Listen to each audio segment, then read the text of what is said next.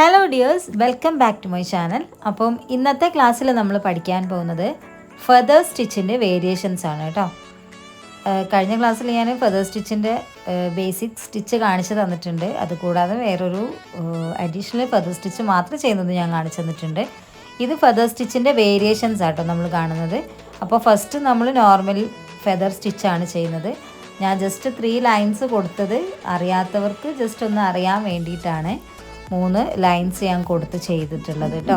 ഇതുപോലെ ലൈൻസ് കൊടുത്തിട്ട് ചെയ്യണമെങ്കിൽ ചെയ്യാം, ഇല്ലെന്നുണ്ടെങ്കിൽ ജസ്റ്റ് ലൈൻ ഇല്ലാതെയും ചെയ്യാൻ കുഴപ്പമൊന്നുമില്ല. പക്ഷേ സ്റ്റാർട്ടിങ്ങിലൊക്കെ ചെയ്യുന്നവർക്ക് ഒരു ഐഡിയ കിട്ടാൻ വേണ്ടിയിട്ട് മാത്രമാണ് കേട്ടോ ലൈൻസ് കൊടുത്തിട്ടുള്ളത്. അപ്പം എങ്ങനെയാണ് ചെയ്യുന്നത് നന്നായിട്ട് വീഡിയോ ശ്രദ്ധിച്ച് കാണണേ.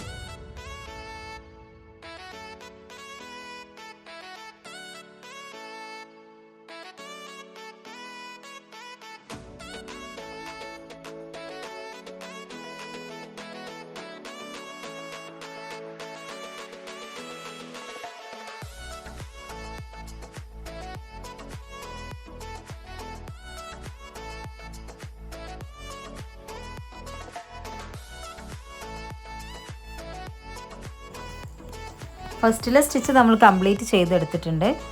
ഇനി അടുത്ത സ്റ്റിച്ച് ചെയ്യുന്നതിനും ഇതുപോലെ തന്നെ ഞാൻ ലൈൻസ് കൊടുത്തിട്ടുണ്ട്. അപ്പം ഈ സ്റ്റിച്ച് ചെയ്യുന്ന സമയത്ത് നമ്മൾ ഒരു കുറച്ച് താഴ്ത്തിയിട്ടാണ് കേട്ടോ നമ്മൾ ഫസ്റ്റ് സ്റ്റിച്ച് ചെയ്തെടുക്കുന്നത്. ആദ്യം ചെയ്തപ്പോൾ നമ്മൾ ആ ലൈനിൻ്റെ ഒരു സ്റ്റാർട്ടിങ്ങിൽ തന്നെയാണ് നമ്മൾ സൂചി കുത്തിയെടുത്തിട്ടുള്ളത്. ഇതിൽ നമ്മൾ ഒരു ചെറിയ സ്റ്റിച്ച് ചെയ്യാൻ വേണ്ടിയിട്ടാണ് ജസ്റ്റ് ഒന്ന് ലൈനിൻ്റെ ഒരു കുറച്ച് ഭാഗം നീക്കിയിട്ട് നമ്മൾ സൂചി കുത്തിയെടുത്തിട്ടുള്ളത്. അപ്പം ഇതിലാകുമ്പോൾ നമുക്ക് ഒരു സ്റ്റിച്ച് വലുത് ഒരു സ്റ്റിച്ച് ചെറുതെന്നുള്ള ആ ഒരു ലെവലിലാണ് നമുക്ക് ഈ ഒരു ഫെദർ സ്റ്റിച്ച് കിട്ടുന്നത്. നോർമൽ ഫെദർ സ്റ്റിച്ചിൽ നമുക്ക് 2 സൈഡിൽ വരുന്ന സ്റ്റിച്ചുകൾ ഒരേപോലെയാണ് ഉണ്ടാവുക. ഇതിൽ നമുക്ക് ചെറിയൊരു ഡിഫറൻറ്റ് ഫീൽ ചെയ്യും കേട്ടോ.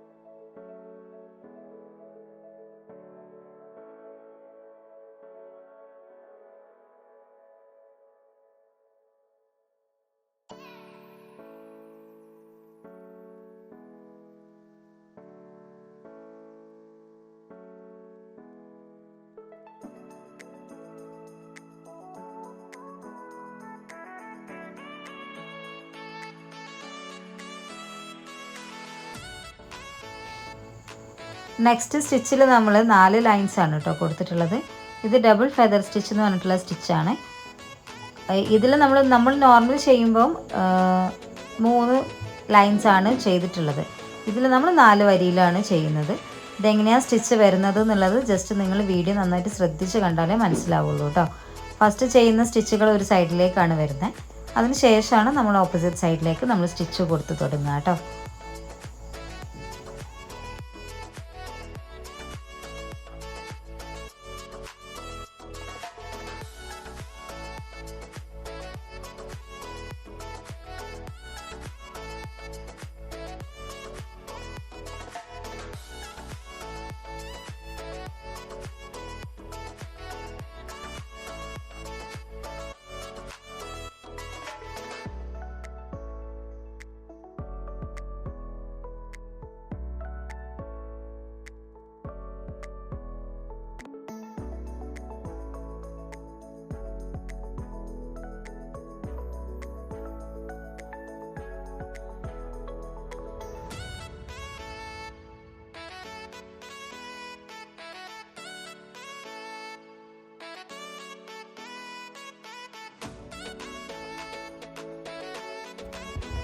ഇതുപോലെയാണ് നമ്മൾ രണ്ട് സൈഡിലേക്കും ചെയ്തെടുക്കുക കേട്ടോ.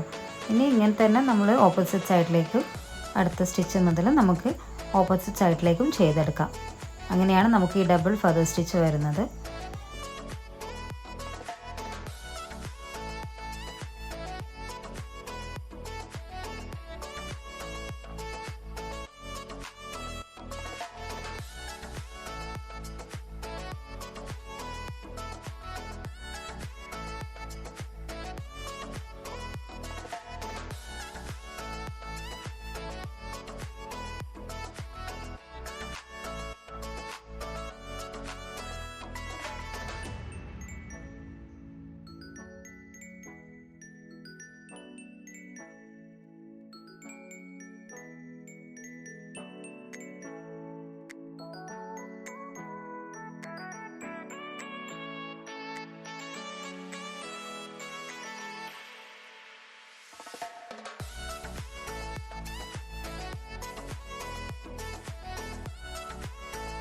നമ്മൾ നെക്സ്റ്റ് സ്റ്റിച്ച് നോക്കാം കേട്ടോ.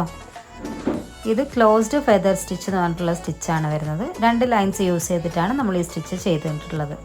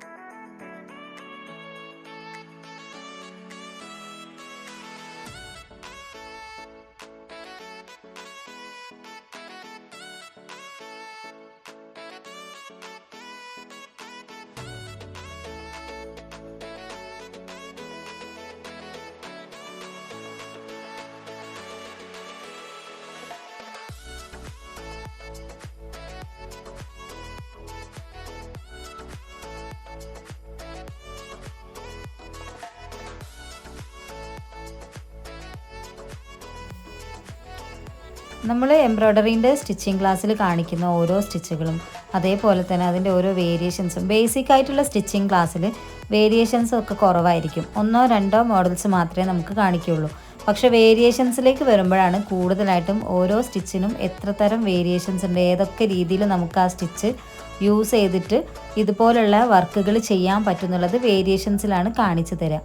അപ്പം ഈ ഫെദർ സ്റ്റിച്ച് എന്നൊക്കെ പറയുമ്പോൾ ഈ സ്റ്റിച്ചുകളൊക്കെ നമുക്ക് നോർമലി നമ്മൾ ഡ്രസ്സുകളിലൊക്കെ കാണുന്ന സ്റ്റിച്ചുകളാണ്.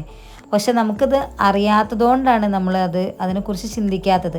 ഇപ്പോൾ ഈ അടുത്ത് തന്നെ ഞാനൊരു ഡ്രസ്സിൻ്റെ മുകളിൽ ഈ സ്റ്റിച്ചുകൾ കാര്യങ്ങൾ റണ്ണിങ് സ്റ്റിച്ച് അതേപോലെ ഫെദർ സ്റ്റിച്ചൊക്കെ ഞാൻ കണ്ടിട്ടുണ്ട്. അപ്പോഴാണ് നമുക്കതൊരു ഓർമ്മയിൽ വരിക, ഈ സ്റ്റിച്ചൊക്കെ നമ്മൾ പഠിച്ചിട്ടുള്ളതാണല്ലോ, ഇതുപോലെയുള്ള സ്റ്റിച്ചുകളൊക്കെ നമുക്കും ചെയ്യാമല്ലോ എന്ന്. അപ്പോൾ നമ്മൾ കാണിക്കുന്ന സ്റ്റിച്ചുകൾ നമ്മൾ ഓരോ ക്ലാസ്സിലും നമ്മൾ പറഞ്ഞു തരുന്ന സ്റ്റിച്ചുകളൊക്കെ എല്ലാവരും ചെയ്ത് പഠിക്കുക. എന്തെങ്കിലും ഡൗട്ടോ കാര്യങ്ങളോ ഉണ്ടെങ്കിൽ നിങ്ങൾക്ക് കമൻറ്റിലൂടെ എന്നോട് ചോദിക്കുക കേട്ടോ. എനിക്കറിയാവുന്ന രീതിയിലൊക്കെ ഞാൻ എന്തായാലും പറഞ്ഞു തരും. അപ്പോൾ വീഡിയോ ഇഷ്ടമായെങ്കിൽ ലൈക്ക് ചെയ്യുക, ഷെയർ ചെയ്യുക, സബ്സ്ക്രൈബ് ചെയ്ത് സപ്പോർട്ട് ചെയ്യുക. ഇനി ഇതുപോലുള്ള ക്ലാസ്സുകളും വീഡിയോസായിട്ട് നമുക്ക് വീണ്ടും കാണാം കേട്ടോ. അപ്പോൾ ടേക്ക് കെയർ, ബൈ.